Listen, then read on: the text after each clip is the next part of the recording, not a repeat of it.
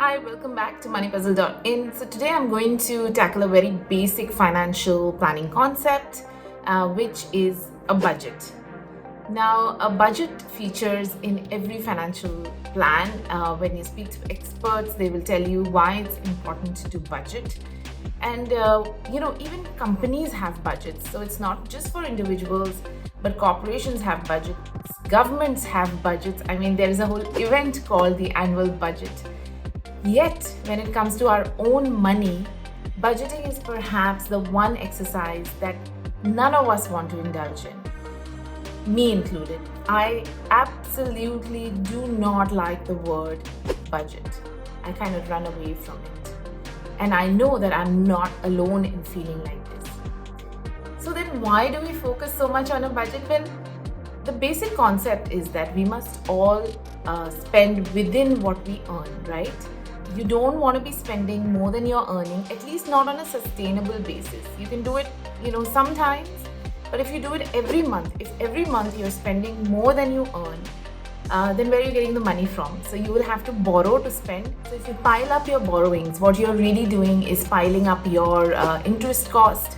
And then in the coming months, if you've borrowed for a few months, what will happen is that instead of spending on the things that you really want to spend on, you will be spending on repaying your debt and paying off the interest costs. So it's harmful to spend more than you earn, and hence people say let's budget so that we spend within what we earn. But look, when I hear the word budget, I find it extremely dull. It's a dull word. It's not an exciting word like travel. Travel is an exciting word, right? But budget is a dull word. I find it dull. I also find that mentally what it does is, these walls spring up. Literally, these invisible walls spring up in my mind when I'm saying the word budget. I'm seeing this wall in front of me. So for different people, the reaction could be different. The point is that the word is limiting. Yeah. Now, not only is it limiting, what is it saying to us when somebody is saying, let's put a budget in place? Automatically you're thinking that it means you need to spend less or do less of something. Budget, do less, not more, less. So you're limiting yourself. Secondly, what is happening is that you're thinking that, okay, budgeting is the right thing to do to manage money, and clearly I've not been budgeting, so I've not been doing the right thing. So you think of yourself as being inadequate, even stupid when it comes to money management, because you haven't been budgeting. And then instead of facing this compromise of doing less and of being not in control of your money, you just say that, you know what, I'm not going to get into this whole budgeting thing because, it just makes me feel not good. It makes me feel unsatisfied. Because if I'm doing less of what I like to do, then if I'm compromising, it's really not satisfying. And on the contrary, when it comes to money, we should not be feeling limited. We should not be feeling unsatisfied. We need to feel confident. We need to feel in control. We need to feel happy about our spending. And when you start spending on a budget, how are you going to feel happy? Because at the back of your mind, what you're thinking is that I'm living on a budget, which means that I am not really fulfilling all those desires that I want to fulfill. I'm living on less every day. Now, if we had unlimited pots of money, all this would not be a point of discussion. It wouldn't matter. But we don't. All of us, most of us, live on limited means. And when you're living on limited means, you know what? Having some sort of a plan, this word budget does need to feature. So what do we do? We don't like the word budget, but we know that we need to work around something like that so that things are managed well, so that we are able to manage our money well. We reframe the word. We simply don't use the word, which is causing us all these limitations, and we reframe it into something that is more empowering for us.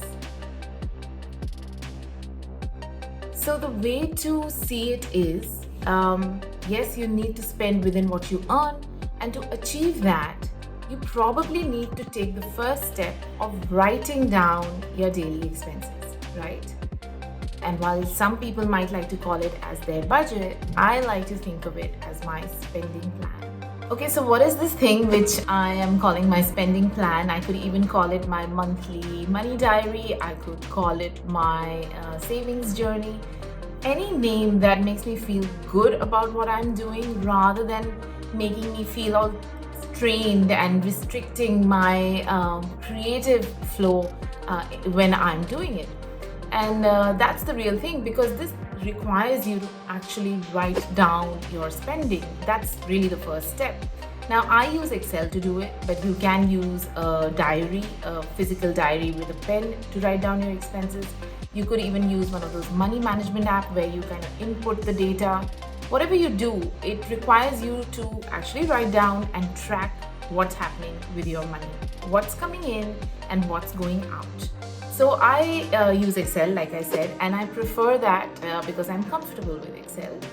What I do is I have different columns of different categories, and there are headings of where I'm spending my money.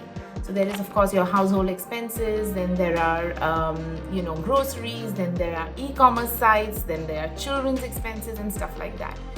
Now, when at the end of the month, at least when I started initially, now I have a better hold of what I'm doing. But when I started initially, I kind of was surprised in seeing certain columns bulging with expenses a lot more than certain others. You see, when you write down your expenses in this manner and you get a clear view of what's happening with your money, you'll also see clearly which are the columns where you are spending on absolute necessities, which are the columns which are non-negotiable. They may not be absolute necessities, but like your some expenses on your children could be non-negotiable. Then which are the columns which are expenses which are actually bringing meaning to your life, and which are completely meaningless expenses. So I found that there were certain columns which were bulging and were meaningless expenses. They actually didn't make me feel good. I didn't enjoy doing all that stuff, and it was necessary at that point then to think about what was bringing me into my life, and reduce the entries in the meaningless column and increase the entries in the column with expenses which bring greater meaning to my life. What could these expenses be? It could be anything. For someone it could be travel, but they realize that they are spending a lot more on, say, buying gadgets on e-commerce sites. I bet you if you do your own this spending plan or monthly money diary or whatever it is, you'll find that what you spend on e-commerce sites is a lot more than what you thought it was. And you'll also find that the stuff you're buying, a lot of it perhaps you don't use as much as you thought you might. What if you shift some of that to a travel plan? What if you shift some of that to gardening? What if you shift some of that to visits to a pet shelter? Whatever it is that brings greater meaning to your life. Guitar lessons maybe that you can afford now because you're shifting out those expenses. There could be anything. So it's not really about budgeting as much as it is about awareness around where your money is going, what it is doing, and whether the spends are actually, adding value to your life, or just some useless activity that you're getting into again and again. Because if you keep spending on those meaningless expenses, then the result is just going to be an outcome which brings you deep displeasure, silence, uneasiness, and unacknowledged happiness. But when you see those numbers in front of you going into those things which are doing this harm to you, you will yourself be motivated to shift it out into something more meaningful. So it's not about needs versus wants. It's you get your basic survival in place, but it's really about creating space for those expenses which cater not just to your survival needs, but to your more meaningful, emotional, spiritual, or any kind of other deep-seated needs that you might have and you might want to achieve in your life. And to get there, what are we doing? We are simply throwing the word budget out of the window. We are reframing it into something more powerful, more positive, more actionable, and something that can be more sustainable in our lives. And I use the term spending plan, but you can use any term you like in any language that is powerful and will motivate you into action. You can call it your monthly money diary, you can call it your expense sketch, you can call it your path guider, you can call it your money column, or anything that you desire. But remember, just as long as you don't use the term budget. Thank you for watching, and do make sure that you follow moneypuzzle.in on social media and write into me if you have any queries on your financial health, your financial well-being, or your personal finances. Thank you.